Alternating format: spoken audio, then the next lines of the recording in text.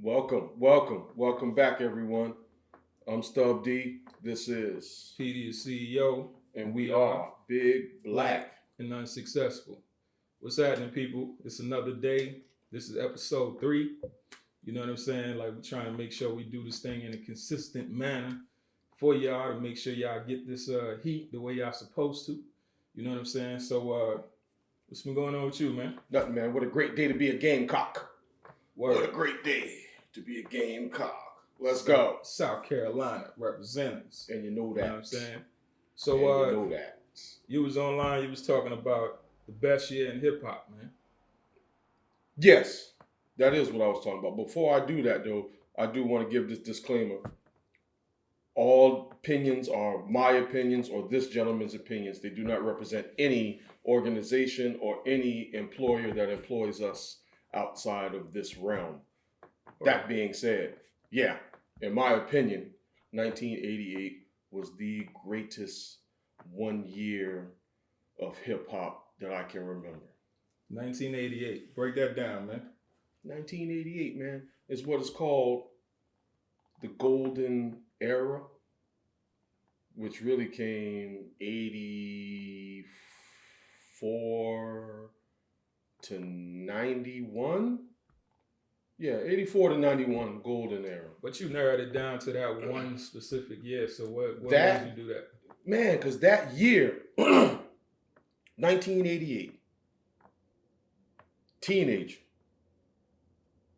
that year, man, the foundation of modern day hip hop was laid. Literally. Big Daddy Kane, KRS, LL. And I'm just naming the albums they dropped that year. I'll let you know when I come across a debut album. So I'll restart. Big Daddy Kane debuted that year. MC Light, Ultramagnetic. Oh man. So you going off of, you know what I'm saying, the people in that time frame. Like that's what makes you feel like that was the best. To me, that was the best year because you know what? I'm not even going to do debuts or whatever. All the albums that dropped that year were banging. Literally. It was, but the reason why I'm kind of biased towards that year because it was still New York. It was a little bit of the South, a little bit of West, but it was still New York hip hop. So that funky boom bap, that sound. I get it because that's your era. So that's where you would. That's kind of where you would say you fell in love with hip hop in a sense. Yeah. Cause see, like that. The problem with that conversation is everybody fell in love with hip hop at a different time. Yes. Yeah. So if you were to say, "Oh man, when Pop came out, Tupacalypse, that was my time." You know what I'm saying? Like, or you know, Snoop Dogg with Doggy Style, or Dre with the Chronic. You know what I'm saying? Like a West Coast cat might be like, "Yo, MC8." You know what I'm saying? Like CMR. That was. But let me interject. Now, I also myself have eras within those eras. Right. I remember Tupacalypse Now dropping, Brenda Got a Baby and all that. You know, but we had known Pac from the movies at that point, kind of, sort of. When it all came out, we did realize, oh man, that was a nigga jumping around on stage with Digital Underground. Yeah, we've been seeing him. But see, like, nah, because Pac came out first, right, with the music. He didn't come out with movies first. He was, but the only thing he was on that was released commercially was that song called The Same Song off a movie soundtrack that he did with he was Digital Underground. He did the track with Digital Underground. Then after that, he dropped. I don't even think it was Tupacalypse Now. It was the album before that. No, Tupacalypse Now was his debut album. That was the debut. I thought it was another album before that. Mm-mm. I don't know. No, I ain't even gonna look. You know what I'm saying? I don't got time for that. But but I remember All those eras. Snoop. I remember me and my homeboys at the record store, 12 o'clock a.m. when that damn album came out. Right. You know what I'm saying? I remember, those different, but 88 to me is that year that hip hop was solidified. Those albums that dropped that year, man, Salt and Pepper, damn Kwame, Steady B, Cool C, NWA, Easy E. I mean, the list goes on. I can see that. The list goes on. Because more than likely, if you're talking around that time frame, you're talking about later on the Ghetto Boys coming. You're talking about, I don't know if they came in that year. I believe the Ghetto Boys might have came 89. But I could see that, the West Coast being infused into the hip hop as well as, other regions. Because I think the West came right after the North, you know what I'm saying? As far as like really having a resurgence. But the West always had 1, 2, or 3 artists that was always cracking. Yeah. Because the West Coast was more or less electronic hip hop with the breaking and the popping and the rerun and shabba-doo shit. Right. You know what I'm saying? Sequins and lace. Because, out back then, all niggas had to go off of was Prince and Michael Jackson and these cats. Right. So that's why they was dressing like that. But then, 83, 84 came, Run DMC hit. These cats wearing goddamn black jeans, Adidas, right, T-shirts, leather jackets, fedoras, big gaudy gold chains. You know what I'm saying? And that's when them boys started pushing out Curtis Blow and all them smoothed over Sugar Hill rappers. That's when they were starting. That's when the streets were starting to come into it. Right. You know what I'm saying? It's always gonna be that corporate. It's always gonna be that corporate rap, that smooth, glossed over. Right. Like, listen? Like, I'm trying to figure out who the fuck buys Post Malone music, because nobody I know listens to that shit. Right. But this motherfucker is selling. That's the same thing with Russ. But most people don't even know who Russ is. But with Post Malone, like, a lot of people don't know they listening to Post Malone. Niggas saw him come on all the time, you know what I'm saying? And he got other artists on it, so it's just like, you ain't thinking about it. Yeah. Most of the music sound the same, them boy working on it. You don't know whose single is what single. Like, for example, like Megan Thee Stallion. Megan Thee Stallion got a song out with Moneybagg Yo, Yo Gotti, Gucci Mane, her own song, The Baby, all right now at one time. You know what I'm saying? So you would think like, damn, her album fire. She got all them features. But the reality is, she just working. She got a lot of work spread out all over the place, and it just so happened to come out around the same time. You know what I'm saying? So what was the relevance of that conversation or speaking on that year? Like, what do you feel like that year really like sparked? Not just personally, but, you know what I'm saying, culturally. Sparked a revolution. It sparked a revolution because during this time, in this era, me and my peer group, I'm a 75 baby. So me and my peer group, we're teens. We're teens and preteens, 12, 13, 14, 11, 12, 13, 14, 15, right, in this year, okay? So now you're starting to hear music that you've seen in the street. Right. You understand what I'm saying? You've seen in the street. Man, listen, man. When I was growing up, all I ever wanted to be was a rapper. That's all I ever wanted to be was a rapper. My parents couldn't stand it because they came from education. Right. You understand what I'm saying? They came from education. So they wasn't really into that shit. So what it felt like, you wanting to be in entertainment is what? Because I would think that, you know what I'm saying, it would be viewed, well, I know hip hop was viewed as a fad, but I would think like music wise, that would still in that time be viewed as a viable pathway.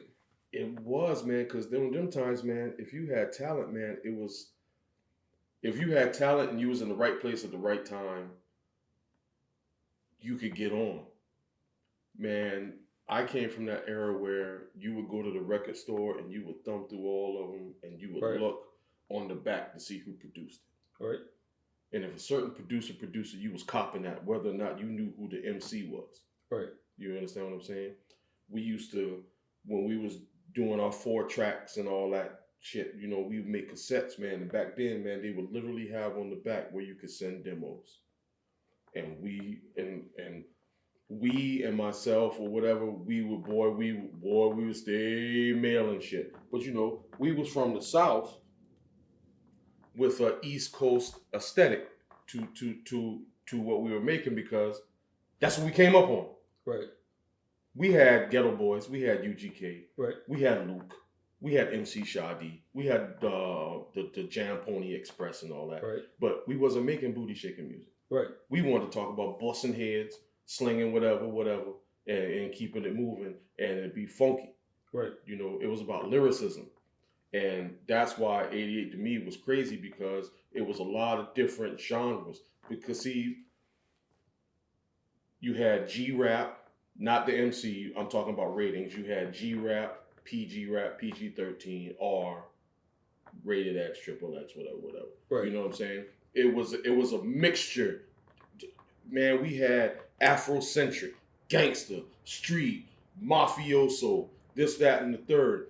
But what I'm really missing these days and times is conscious rap isn't popular to the masses anymore as it was back then.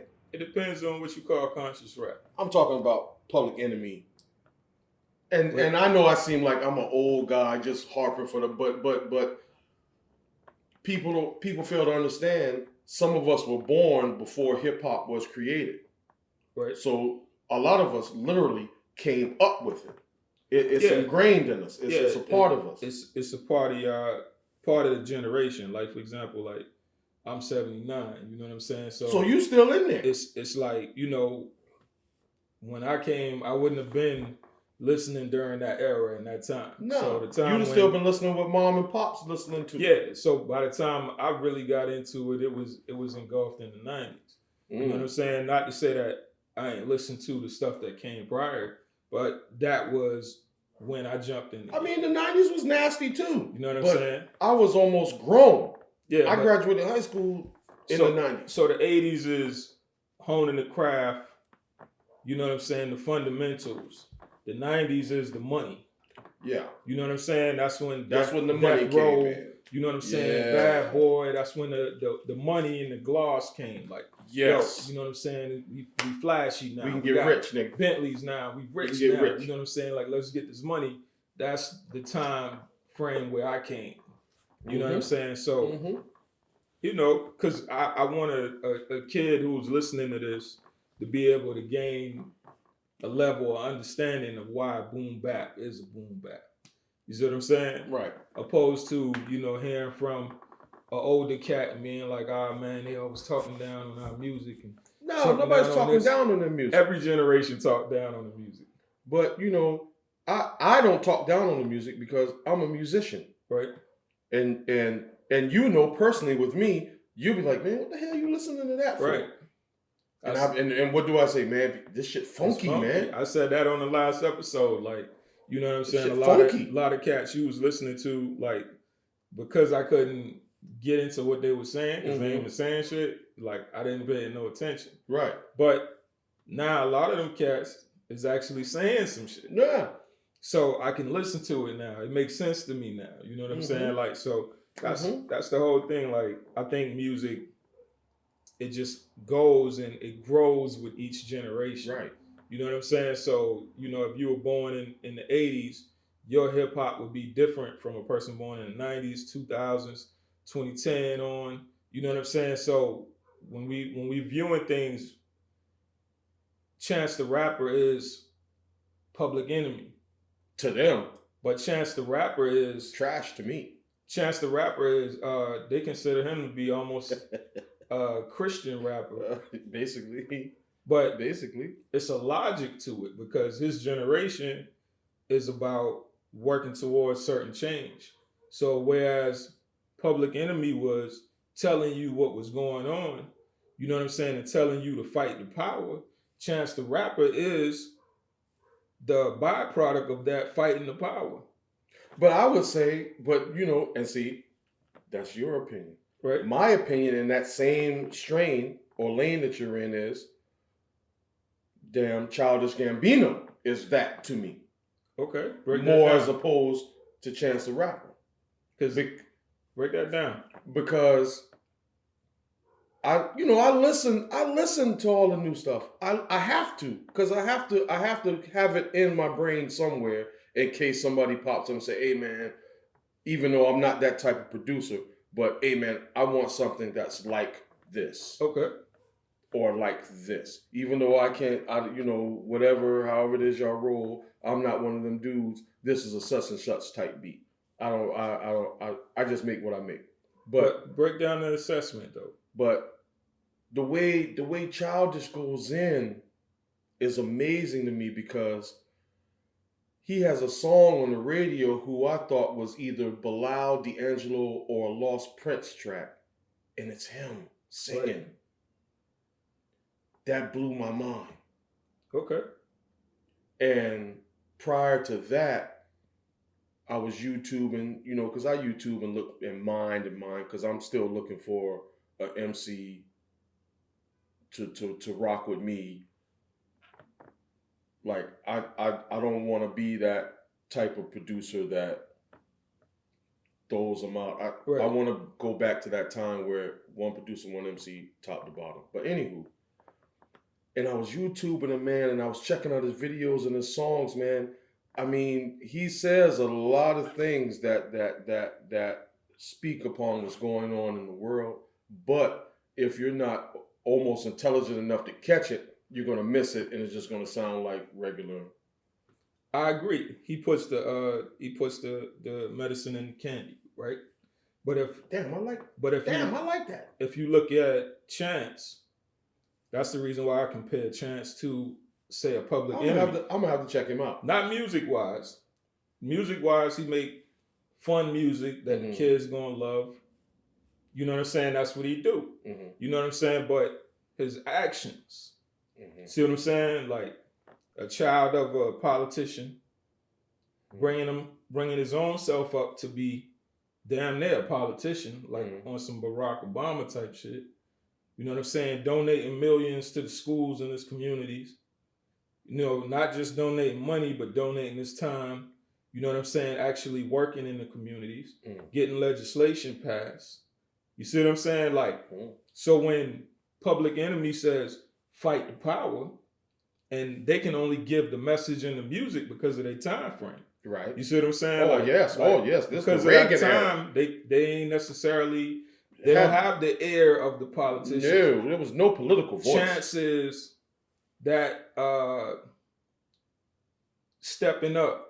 You see what I'm saying? Okay. Public Enemy sparked it. Mm-hmm. You know what I'm saying? Then you go to the next level. We can't just say Public Enemy now, because there was a whole lot of other ones. When I speak on Public Enemy, I'm speaking on that genre of people. That whole that group there would be known. Yeah, that whole self-destruction, unit, all of that as a whole. Like that movement in music where you were speaking on the community, even with the Ghetto Boys speaking on their community and different things that might have been going on with NWA speaking on, them boys brought us to Third Wall, Texas. So that's what they did. Like they brought us the eyes and ears of their community, which then in turn inspires the generation of Chance, who makes dope music, but does dope actions as well. You see what I'm saying? So you in your community, you uplifting your community, and though a person might listen to your music and be like, yo, you ain't the person I would consider to be Public Enemy-esque. You know what I'm saying? Yeah. But your actions, show that you fighting the power. You standing up for your people. You know what I'm saying? So Childish might have the music, but you know what I'm saying? This other cat got the actions behind it that's actually putting the work in the streets and in the courts and in the schools. You see what I'm saying? So That's see what what I you're say. saying. But you know, the same way you like with '88, you know, that sparked a lot in hip hop, and it and that's sparked what a we're lot of talking about. styles, sparked a lot of other things that come prior. That's the same thing that all the messaging did in hip hop. Whereas people was like, "Oh man, you know what I'm saying? Like you talking negative." No, you just couldn't see that I was expressing what was going on.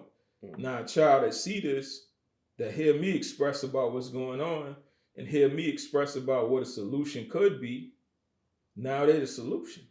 Yeah. And once again, let's not confuse that hip hop is not just music. It is a culture. Yeah, it's a culture. It is a culture. It's a lot of things that encompasses that term hip hop. Word. You know, and real people that are in that culture and deal with it knows when something is flam, fake, contrived, or planted. And I'll continue, and that's why I always hark back to '88 because, man, that was just those years, and I'll include '87, '86, man, because you if you were alive and you were of age during that time, you can remember the first time you heard certain things. You never heard nobody as hard as Run DMC. You never heard stripped down hip hop when Run DMC hit. Prior to that, it was disco type hip hop. Right. So that's And some of that, not cutting you off, and some of that is still classic to this day, still classic to this day, because we'll still play the Curtis Blow Christmas rapping song, right. And we'll still play Sugar Hill Gang at weddings and receptions and blah blah blah, this, that, and the third. But when it started getting into those deep Reagan years, and all of a sudden Grandmaster Flash and Melly Mel came out with the message, that was your first or almost first taste of inner city life. Any inner city struggles. Right. You feel me? Yeah. During those formative times. But when Run DMC hit, and them boys came out with them black pants, them Adidas, or them sneakers, and them big gold chains, and Jam Master Jay was the most gangsters DJ you ever seen in your life, not wearing lipstick and lace and spikes and goddamn animal print furs and shit, man, niggas lost their mind. Yeah. And that sparked for a whole generation something new. And that's the whole point. That's what hip hop. But it only lasted 3 years? Nah. Yeah. It lasted a lifetime. No. I'm talking about, think about it. But you 4 years behind me, but 4 years as an adult is not long, but 4 years as adolescent or toddlers is a long time. But Run DMC birth LL Cool J. Yeah. See what I'm saying? But that's the point. Like, that's the point that I'm making to you. When you make a statement and you say, yo, this era, another person is going to say, yo, this era, and both of y'all are going to be right. You see what I'm saying? Like, I guarantee, PD. I guarantee. Okay. If we did a list of the top 100 rap albums of all time, the top 10 would be filled with 75% of albums that dropped in '88. And I can guarantee you, since we talking lists, that it wouldn't be. I disagree. Only because I disagree. Only because of who out of the top 100, you have to break down the people who are actually picking these projects. But if you're going off the criteria, put your son and my son, who between the age of 20 and let's say 30, put them two in a room. Nothing from '88 is coming up. You can't say that. You can't say that because my sons listened to what I listened to, and as they aged and they became adults, I would come upon them and hearing them listening to something from that era. And I was Right. like, well, you know, man, Pop used to listen to it. I still love this. I totally agree. But when you're talking about the consensus, when you're talking about general, Mhm. you see what I'm saying? You talking specific. You talking if I sit your son in a room. See what I'm saying? Mhm. Okay, I got If you. you if you put a group, like for example, T.I. put a group together to say, I think 50 hardest artists. Mhm. So he had a whole group. I don't know the criteria why he picked those people. I don't know their credentials. You know what I'm saying? But a lot of people they picked, he was like, I was against that, but I got voted You know what? down. I tell you what. You know what I'm saying? I tell you what, bro. I tell you what, bro. Hey, I tell you what. Me and you need to come up with our own particular list of, let's say, the top 25 and see how it differs. I'm gonna be honest with you. I do it as a project, but as like a list is, for one, what people do when they make lists, Mhm. they go by their favorites. They don't go by criteria. Uh, If you go by if you go by sales, But your favorite, but see, Nah, but that's listen, not. no, But see, listen, there's been goddamn. if you go by sales, You can't do that. no, You but can't just go by listen sales. to what I'm saying. If you go by sales, you're wrong. If you go by your favorites, you're biased, so you're wrong. You know what I'm saying? If you go by time frame and impact, So what are we talking? So You there's still no. wrong. So you know what? There don't even seem to be no need to even fucking discuss that but kind of that's shit. what I'm saying. When you speak on that, yeah, that's what I'm explaining to you. That's what Brown Sugar, the movie, where it came from. When did you fall in love with hip hop? See, that's why hip hop. That was the premise of that. That's wasn't why hip hop is, you know what I'm saying, pop culture. Mm. Why? Because hip hop keeps asking the question, when did you fall in love with hip hop? Because you could be a 30-year-old man and listen to the first hip hop song you ever heard and fall in love with it at 30. Or you could be, you know what I'm saying, a 5-year-old kid dancing. Man, Listening to the music. why doesn't R&B, country, dance, electro, gospel, bluegrass? Why don't they have these fucking debates? Why hip hop always got to have this kind of Because hip hop crazy is shit? pop culture. No, we just turn it into pop culture. No, we hip-hop- are world influencers. Hip hop is pop. Why do you think we are world influencers? Because we are pop culture. Pop culture just means popular culture. What white people did is they said, "Oh, well, this is Christina Aguilera. She's pop." See, that's not true. That's a corporate machine trying to make you believe that this is popular. Mariah Carey, she's pop. That's trust me, I know that's about it. a Yes. corporate machine trying to make you believe something. Hip hop was some shit that was supposed to be a fad, that was supposed to die out, that ain't died out yet, that only got stronger, that's going around the world, that people all over the world now are taking and engulfed in the culture, because it's a culture. R&B is not a culture. Country is not a culture.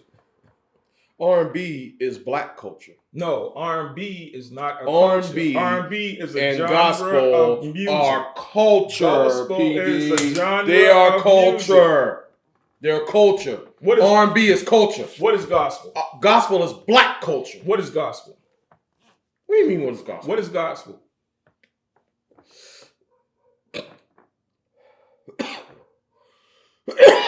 People don't live gospel. People have a religion, and they go to church, and they sing songs, and then they make music, and that music is for the specific purpose of upholding their religion.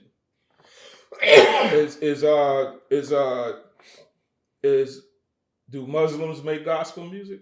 No. So who makes gospel music? Black folk. Which kind of black folk? Southern black folk. Okay, so church folks, right? You can say that. All right, so gospel music is made by church folks. Yes. Who makes country music? Country people. Okay, so that's a certain sub of society. But that's still excuse me. That's still their culture. That's their culture. It is a redneck. You cannot sit here and tell me there's not a redneck country boy culture. Lil Nas X Country culture? I don't know what that is. So that's a country song. Though. I plead the fifth on that. But is it a country song? Is it a country song? That is a country song. No, it's not. Yes, it's hip hop. Go listen to some country music. You'll see that they use auto-tune. You'll see that they talking about horses. You'll see that the same subject matter that he talked about and the same way he talked about it, you can find a country song that's in that format. They have not been using auto-tune in country. Country music is as old as whatever. Yeah, they do now. Everybody uses auto-tune. Yeah. Some of the wackest rappers I've ever heard of around these parts or those parts of their parts use auto-tune. But you're talking about culture versus a genre of music. See, you said it to begin with. Culture. Hip hop is culture. Because it's the coolest. It's the coolest culture. It's hip hop doesn't encompass all black culture. It's hip hop culture. There's black culture. There's Asian culture, Russian culture, European culture, Caribbean culture. So you can't do that. No, you can have Africans with their African culture exist within America. Hip hop is America. Not to say hip hop is American.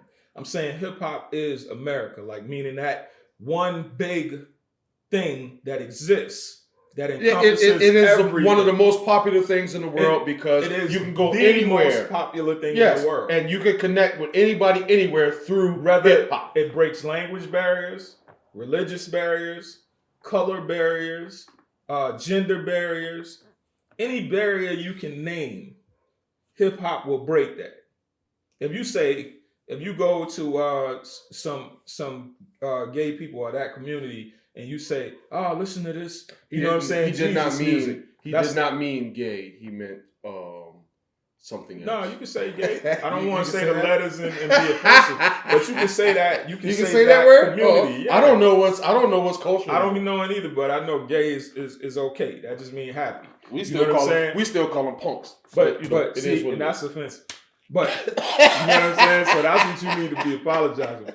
I'm politically correct. You are politically wrong. I'm not. You know I don't care. There's more. So, how you gonna start off apologizing and then talk about I don't care? But anyway, so my whole point is hip hop is the culture. Mm-hmm. You know what I'm saying? Everything else is just a genre of music. You see what I'm saying? Like any country, anything you name, you know what I'm saying? Hip hop is represented somewhere in that community. Yes, but me and PD went back and forth on this topic for a while, and for me to actually hear it manifest and come out on our format, it is enlightening to me because he's right.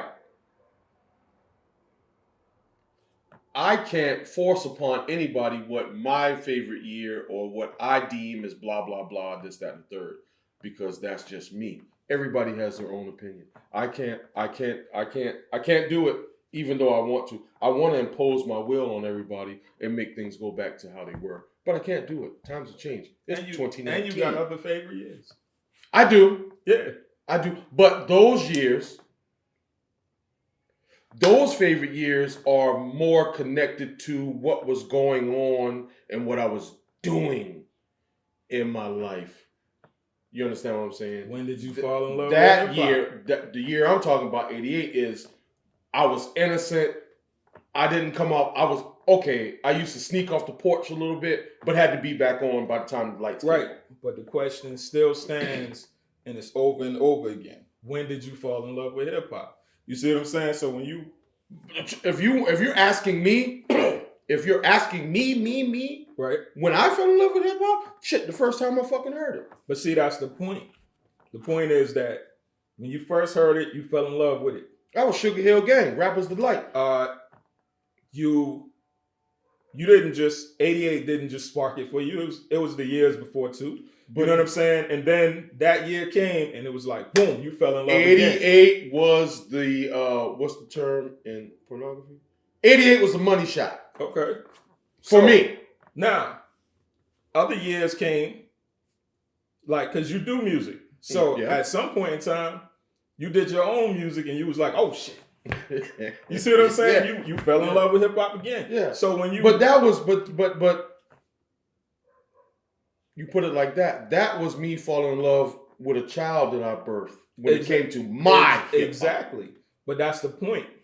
Hip hop allows. See, the problem in a relationship is y'all meet, y'all have that little honeymoon period, and y'all never have another honeymoon period. Right.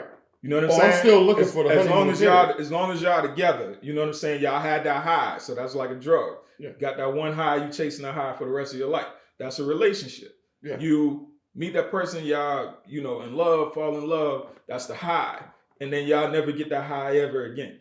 So the best relationships that last for a lifetime are the ones that have multiple honeymoon periods. We went through something, you know what I'm saying? It was we back, baby. We back, you know. We went broke, we lost everything. She was mad at me. She moved out the house. We got the money back. We got it back. Everything good, like brand new. She moved out. She ain't coming back. And you know what I'm saying? Like, you know, y'all just continue to grow together and continue to enjoy each other's company and continue to have high points. That's what hip hop is.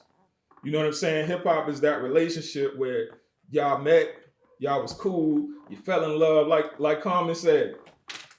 Carmen broke it down in that track, you know what I'm saying, perfectly. You know what I'm saying? I used to love her. We met, got back together. She went to the West Coast, went here, went there, you know what I'm saying? She was all over the place. But he was corny for that. When we came back to each other, you know what I'm saying? He was corny talking about a girl. If your girl went all around the world, I don't you want know that what I'm saying? back. I don't want that. Hey, we gotta shut this shit down now. I don't want that bitch back, son. Hey, this is Big Black and Unsuccessful, man. We're gonna continue, man. No doubt. We can't have 2 and 3 hour shows, man. But once we get warmed up and get started, man, we go in, man. Word. We'll see y'all next episode, man. Thanks for tuning in, and we hope y'all enjoyed it, man. We gonna keep doing this, man. Hey, y'all boys stop biting our shit. Or at least make sure it tastes good. You clown ass niggas, man. Y'all boys are something else, man. Y'all boys something else, man. Fuck y'all niggas. I hope you leave that in there too. Word. All right, y'all. We out. Peace.